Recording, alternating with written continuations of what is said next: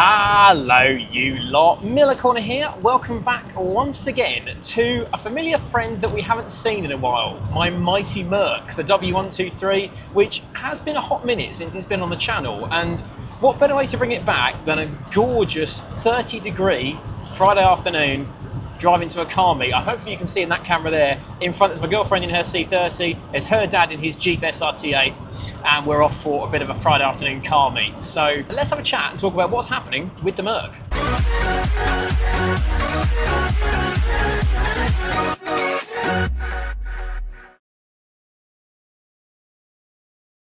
Before we get started, how's the shirt? This has been sent to me by a company called Young Man Ride. It's a new clothing company set up. They do these really cool t-shirts. I love this design, it's going to be properly different. They do hats, they do embroidery, and they might be doing some custom printed Miller Corner shirts for me as well, which would be amazing. And if you use my code Miller Corner, you can get 15% off your order whether you want one of these really cool shirts. I'm a big fan of this. You might have seen pictures on my Instagram. And if you do end up buying anything and using my code, tell them I sent you. Anyway, the Mercedes. It's been on and off the channel, obviously, after the big Nürburgring trip last year. I don't think I did too many videos of the Merc since that trip, actually, and we loved it. The old girl absolutely smashed it, as always. This car was going to spend winter off the road, but I didn't have the opportunity to store it in the workshop where I normally do, because moving house means we've had to put a lot of stuff in the space this was going to occupy. So it spent a bit of time being the winter daily on the fine days that weren't damp and weren't salted on the road. You might have seen a Classics World video back in January or February where it was covered in road grime and dirt. That was after one 30-mile drive, I might add. It was not very nice on the old girl, but I didn't drive it on salted roads. I washed it regularly. Don't worry, I do look after her. But unfortunately, life with my 42-year-old now classic Mercedes has not been trouble-free. One of the problems that's plagued this car since I've owned it has been the central locking. For those of you that don't know, on old Mercs of this era, it's vacuum operated, so you've got pipework coming off the engine. The locking has never really worked. Sometimes it will unlock just the driver's door, sometimes it will unlock everything but not lock it again, sometimes it will randomly unlock while I'm driving along. It's not consistent. So I was fiddling around with the vacuum lines under the bonnet and trying to see if I could make something work under there, and I inadvertently sort of bumped the clutch line going to the master cylinder, and a bit of fluid came out, so I just shoved it back on, and it looked like only a tiny amount had been lost, so I thought nothing of it. And then one day my girlfriend and I were out in the car, we'd been to the beach, I think, and then I had the brake warning light come on, which means one of two things. Either your handbrake is on, and my handbrake was not on, or your brake fluid is low. And I had a look, and it turns out my clutch line, the end of it was so split and frayed that it was just dumping brake fluid out of the master cylinder, and as a result, if I didn't stop, I would lose my brakes and my clutch, which is obviously not desirable. So I had to buy a litre of brake fluid, and every 3 or 4 miles pull over and fill it back up again. Then I'd clean the engine bay when I got back because brake fluid's nasty stuff. So I bought a new piece of hose. I made up my own clutch line because a Mercedes OE one was around 50 quid, and I was not paying that when I could get a length of hose for 3 quid that did the same job. So touch wood, and we have got wood in here, that holds, and it seems to have been fine ever since. But while I was under the dash, which you do have to do, you have to fold yourself upside down to put a new clutch line on the slave cylinder, the carpet was wet.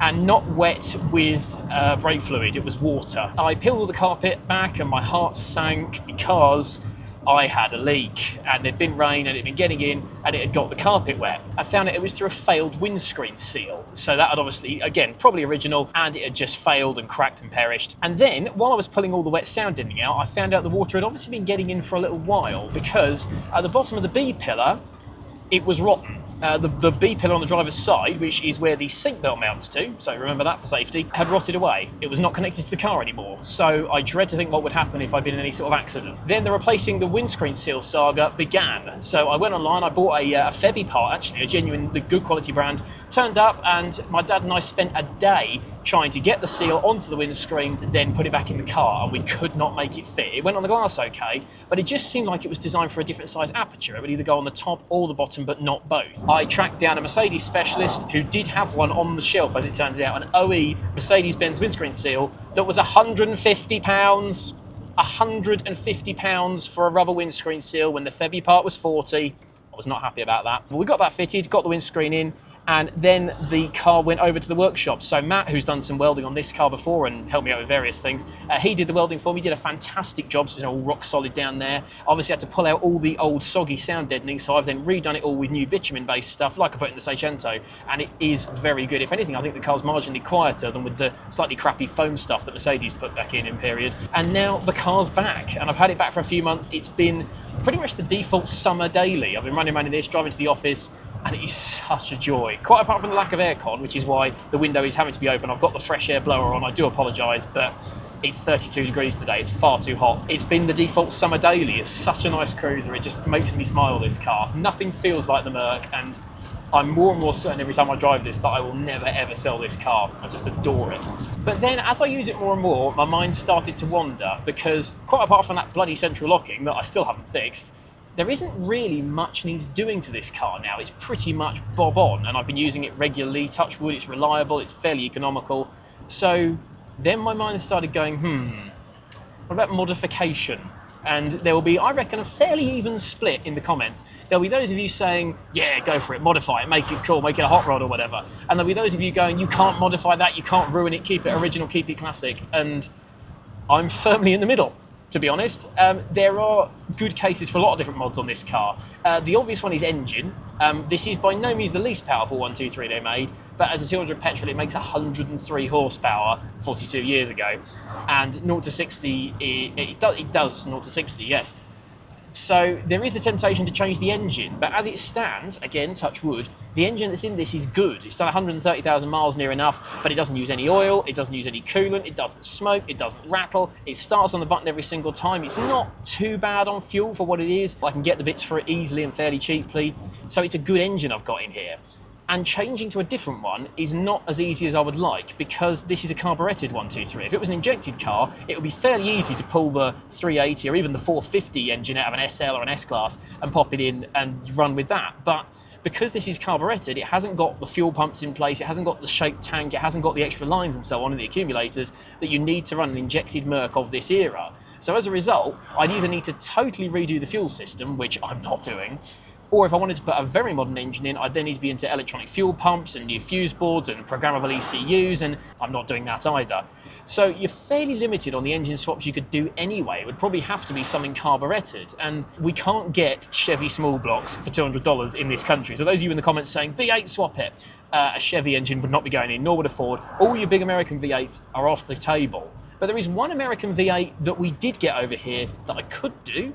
Rover V8, of course, which is the ex-Buick lump, and it was in everything. It powered Britain from the late 60s onwards. It was in Rover P5s and P6s, it was in TVRs, it was even in Land Rovers and vans. It would in theory work as a carburetted engine, and I'd have an instant 160 odd horsepower with the potential for nearer to 180 or 190 with an exhaust and maybe a bit of carb tuning and some air filters and so on. And I'd have a lovely V8 noise. It'd be an alloy engine, so it wouldn't add really any weight to the front. If anything, it would probably improve the handling. The fuel economy would be about the same, if not a little bit better, but it's not an off-the-shelf thing. No one's put a Rover V8 in a 123, certainly not that I could find, and that means once I've spent $1,000 on the engine, I've then really got to pay a man to fit it for me, so fabricate engine mounts, potentially have a custom prop shaft made up. It would be a lot of faffery, and because it's not a known thing to do, you'd be going in blind. You couldn't go to someone, hey, how do you put a Rover V8 in a 123? Because no one's done it. It doesn't really worry me, if I'm honest, because yeah, this car's not fast, but it's not really what it's for. It's a take-it-easy cruiser. Drive along in the summer, one arm up on the window, sun's out, and I have a good time. And if it's going to be a bit slow, then who cares? It's fast enough to keep up with motorway traffic. Maybe it's better the devil you know with these things. It's not fast, it's not that frugal, but it's dependable, it's known, and I don't dislike it for that. Then there's the cosmetics. There are two cosmetic things I would love to do to this car. One of them is the AMG body kit. They did do an AMG factory body kit in period that you can put on 123s, comprising of some side skirts and a really nice big front air dam and a bit of a boot spoiler as well. And I love that look. It's properly 80s. It's awesome. But then consider, first of all, you're then potentially permanently butchering the car if you're having to rivet things on and Sikaflex the front dam onto the valance and so on. Then it's an aftermarket fiberglass part and a fairly cheap one at that. So you're probably going to be dealing with having to make it fit, which will be a day with a heat gun to make the thing fit properly and look not bodged on. And then you've got to have it painted and done properly, and before you know where you are, that body kit could cost you well up into £1,000. And again, that strikes me as a bit much, potentially for something that I would then go off of in the long term,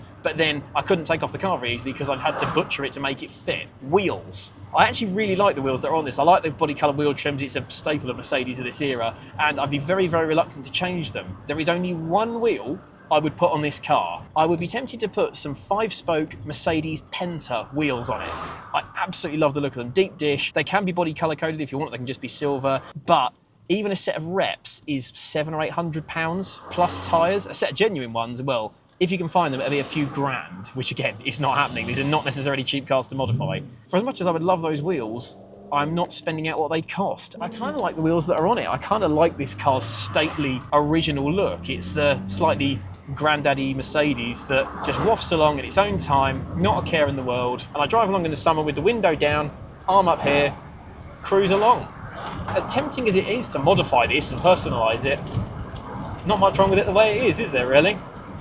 Love this car, and it has earned its place in my heart and in the garage alongside the Seicento as a forever car, one that won't ever go anywhere. This was my affordable dream car for years, and now I've got it, I'm never letting it go.